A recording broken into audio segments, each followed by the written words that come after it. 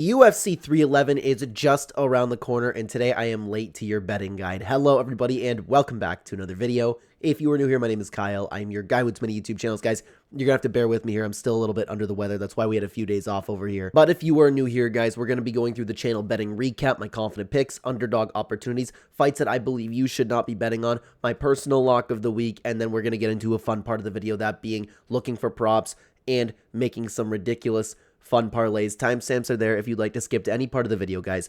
Let's get started with the betting recap. Now, it was a very, very tough card, but I'm happy to say we got a nice, small, clean sweep over here. So, for the fun parlay over here, we had these three fighters to win. All of them got the win. The value for this was ridiculous. Now, it is important to note if you happen to be tailing these types of things, the fun parlay typically is a little bit more risky. I never totally expect it to hit. I literally just throw $5 on a parlay every single time that or there's a fight card on that I just like to have fun with. And then the confident pick that I had was Roman Kopylov to get the W. Now, this one was way closer than I thought it would be. No matter what, no matter how you believe like the stoppage should have taken place, Roman Kopylov was about to go and get a decision victory. Now, it is important to note there's a lesson to take away from this, and that being Chris Curtis changing up his fight style a little bit. He was much more aggressive, very in Roman Kopylov's face. Typically, Chris Curtis doesn't do this type of thing. So when we're betting on Chris Curtis moving forward or betting against Chris Curtis, this is something that we need to take into consideration because he almost got Roman Kopylov in a decision right there. But I was very confident we get the job done. I liked all of these fighters to win, and I'm very happy with what we had going on this weekend. Hopefully, you guys had a good weekend betting too. Now, guys, if you are interested in either supporting the channel or seeing what bets I am going to place, you can check out the channel membership in the pinned comment description down below or right next to the subscribe button. Very, very cheap compared to other channels. Every single Thursday or Friday, I'll be making a members only community post as well as a members only video diving a little bit deeper into my choices. So if you're looking to either support the channel or just see what I'm betting on, never blindly tail combine my fight knowledge with your own research, then you can check that out. Thank you very, very much for listening, guys. Let's move on to the confident picks on the card today. And starting off with the first confident pick, it is going to be Tagir Ulanbekov. Now, it is important to note, while he still is a confident pick of mine, he is the least confident pick out of the confident picks because I do see a world where this one gets a little bit upset, but man, Tagir, he's looked great. He's had better competition. We all know that he's training real hard with Umar, Khabib, Islam, all of those guys. And Clayton Carpenter, while he has looked really great so far, he's 8-0 and against competition that we can't really say much about. Tagir Ulanbekov has all of the experience and all of the skills, and he is very big for the division, and I believe that he is going to get the job done. So he is a confident pick of mine. Continuing on to the next confident pick, it is Rinya Nakamura. This fight's a little bit set up for him to win stylistically. He's 9-0 right now. He's looking good. He's been steamrolling his opponents, and I believe that he's just going to steamroll his way through Muin Gafarov, who has been a little bit lackluster as of recently. And guys, by the way, if you are new to this channel, if you are watching this video for the first time, this is kind of like a quicker recap of what we do for the fights over here. If you're interested, we have a full card breakdown diving into as deep of these fights as we could possibly get. But anyways, let's continue on to the next confident pick. It is going to be Zach Reese. It is important to note with this one, okay? There have been times where I have called Cedricus Dumas very incorrectly. I lost money betting on Dennis Tululin. I do not think that Cedricus Dumas is a good fighter, and I mean that with all of the respect in the world. But this time, he's not taking on a Dennis Tululin, okay? He's not taking on a Cody Brundage. He's taking on Zach Reese, who has proven himself to be a very capable fighter. I believe that Zach Reese will do whatever he wants to Cedricus Dumas in this fight, no matter if it's standing, on the ground. I don't care. Zach Reese is a very confident pick of mine, and I believe he is going to get the job done. Now, guys, let's move on to some underdog opportunities. Out of all of the fighters on the card, where is the value over here? These aren't necessarily picks of mine. These aren't going to be bets that I'm placing. I'm just talking about if there is going to be an upset, perhaps maybe this is where you should be taking a look, okay? And I know I'm going to hear it about this one, okay? I know I'm going to hear it. Sergey Spivak, first underdog opportunity. Am I going to be touching this fight with my money? Absolutely not. No way. I just believe that Jailton Almeida is so overrated. Yeah, like, he can grapple. He's a strong guy. He's a big guy. I just do not see this killer that everybody has been talking about when it comes to Jailton Almeida. Sergey Spivak, he isn't the best heavyweight in the world, but I believe he is very capable of winning. He is probably going to be better in the stand-up. He's used to taking on heavyweights. The submission could possibly be there. Again, not a confident pick of mine whatsoever, and not even necessarily a pick of mine, but Sergey Spivak would not shock me if he got the job done. Let's continue on to another underdog opportunity, and it's going to be Diego Ferreira. Guys, Diego Ferreira has been flying under the radar, and this is the fight on the card that I could very well see being the parlay buster, okay? Diego Ferreira, at 40 years old, is still a very, very capable fighter. Let's take a look at some of his losses over here, because I know that you're already going to be looking at that. You have the Beneil Dariush split decision, Gregor Gillespie KO, and you're talking like 3 years ago for these. Mateusz Gamrot, he's losing to top competition. Comes back, okay? Michael Johnson gets the nice KO and then beats Mateusz Rebecki, and we all know what Mateusz Rebecki can do at this point in his career. Diego Ferreira can contest with anybody, and I believe that he just might be able to contest with Grant Dawson on the ground. He is a very capable fighter. He has a better stand-up compared to Grant Dawson, and while Grant Dawson has looked great, okay? He looks like he can just come in and impose his will, impose his game plan, okay? I just believe that Diego Ferreira can compete with him on the ground, and for that reason, I can see this fight maybe being stood up, but even on the ground, it wouldn't shock me if Diego Ferreira got the better of Grant Dawson, okay?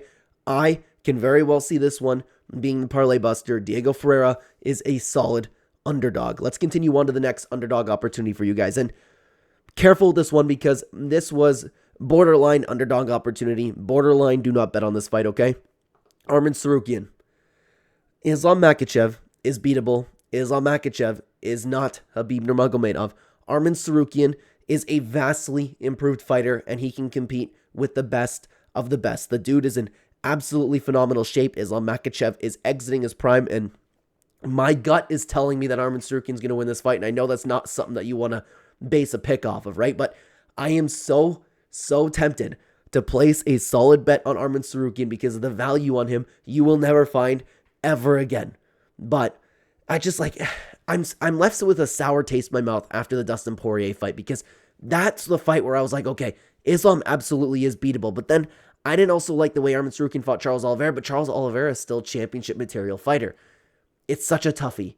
But I do believe that Arman Tsarukyan is more than capable of getting the job done. Arman Tsarukyan is another underdog opportunity I have for you guys. Now, guys, let's continue on to fights that I believe you should not be betting on. First one, very simple. Karol Rosa, Ailin Perez. Not a clue what's going to happen in this fight. I don't hold either fighter as like something special. Yeah, I don't know. So we're going to leave that one as is. Okay, let's continue on to the next bout. Kevin Holland, Reiner de Riddler. Now, I know you might be thinking Kevin Holland is a better fighter than Reiner de Riddler. I've been saying this for the past little while with Kevin Holland's fights. I do not trust him anymore to show up. He has made a lot of money. He can show up just looking to have a sparring match. That killer instinct from Kevin Holland hasn't been seen in a long time, and I will not trust him to come in there and really commit himself to beating a guy like Reiner de Riddler. Can he beat him? If Kevin Holland is motivated, if Kevin Holland is on, he should wipe the floor with Reiner de Riddler. But I do not trust that Kevin Holland to show up. For that reason alone, I believe you should be staying away from this fight completely. Let's continue on to the next fight, that being Beneil Dariush versus Renato Moicano. First of all, there's just a lot of questions when it comes into this fight. Renato Moicano coming off of a very, very rough shoulder injury. We don't know how hard he's been training. We don't know how long he's been training for, and we don't know the condition of his shoulder. Beneil Dariush, we look at him, and he's been speaking about retiring. He's been speaking about questioning whether or not he can hang with the top guys anymore, and Beneil Dariush is looking to answer some questions about himself.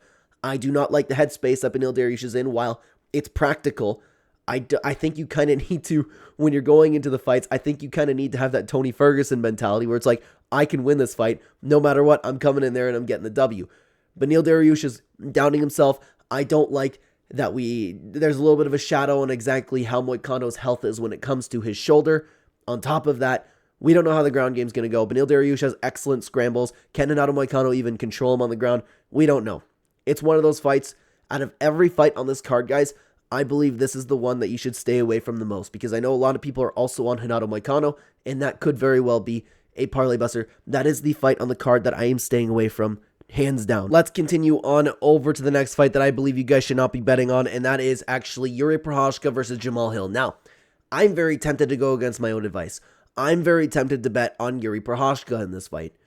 I look at him, and I'm like, okay, this dude is actually in shape. Jamal Hill was speaking about being 240 pounds, and I believe that Yuri Prochazka would be able to drag Jamal Hill into an absolute war where Jamal Hill wouldn't necessarily get the best of him. But I worry about Yuri Prochazka and the way that he just got knocked out of against Alex Pereira. He has taken so much damage, and the day is coming where Yuri Prochazka is no longer going to be able to take that same damage that we all know that Yuri Prochazka is capable of. And this very well may be I guess you could call it the straw that breaks the camel's back. I was looking for a saying there. Excuse me, guys.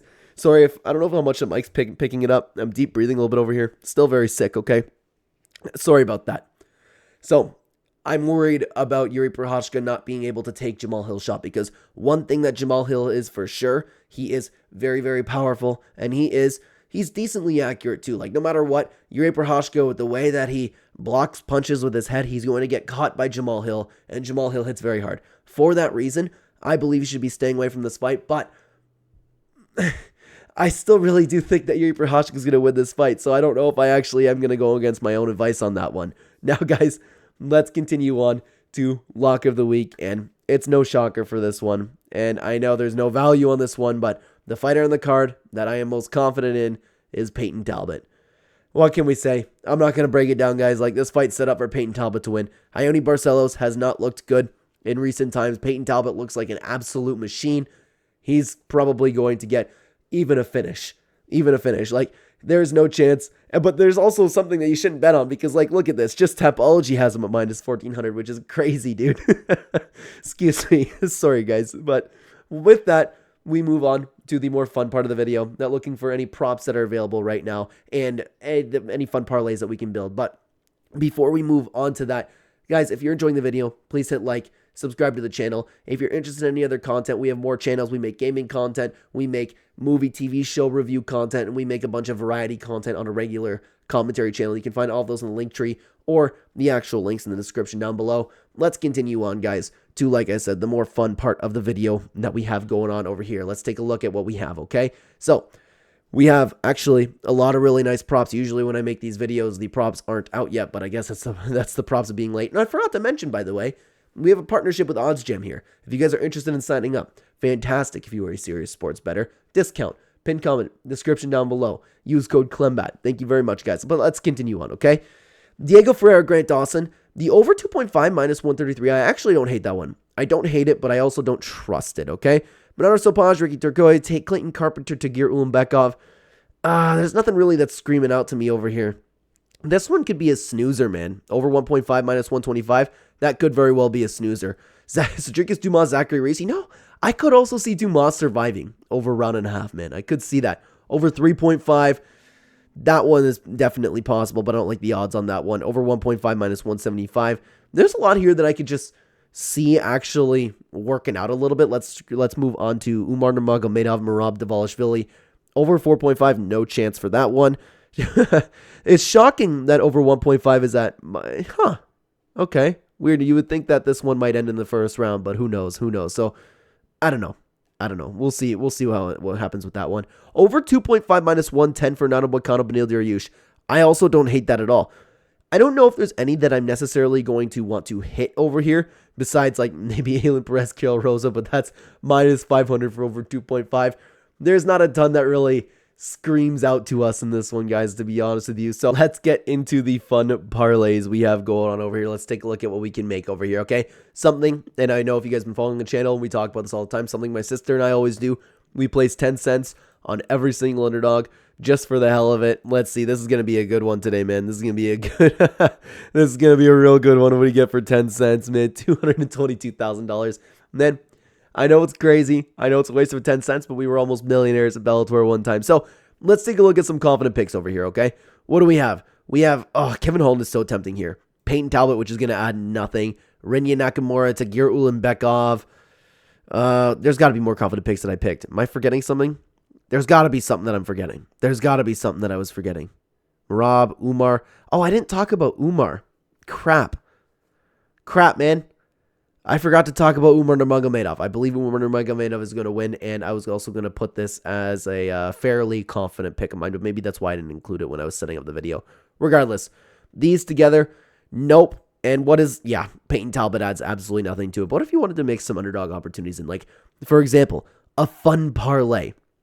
I will not be betting on I will not be betting on Jailton Almeida, Sergey Spivak, but if you want to have Diego Ferreira and maybe Armin Sarukian, that's actually crazy together, but there's no chance that I'm playing those together. There's not a lot of parlays that I like this time around, guys. Let's just pick a bunch of fighters, okay?